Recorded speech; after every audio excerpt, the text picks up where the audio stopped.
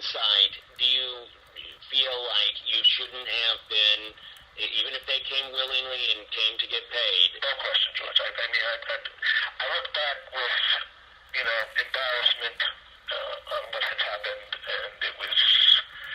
There's no good reason. I'm just looking to get my life back, going to my philanthropy. Mm-hmm. So you're not engaging in any sort of legal massage, or? I'm afraid not. Most of the scientists who come here are in their 70s and 80s, and probably they're not that attractive. Okay. I think we're just about done here, but again, getting back to Jane Doe 102, do you have anything to say about her motives? Just money.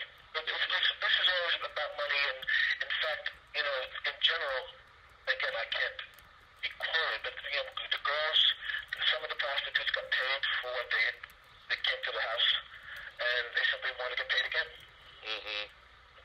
I don't want to attack the character of girls. It wasn't very smart of me to go so close to the line. Mm-hmm. So, but no, some of these claims are as legitimate as my zero winning ticket at the Oklahoma lottery.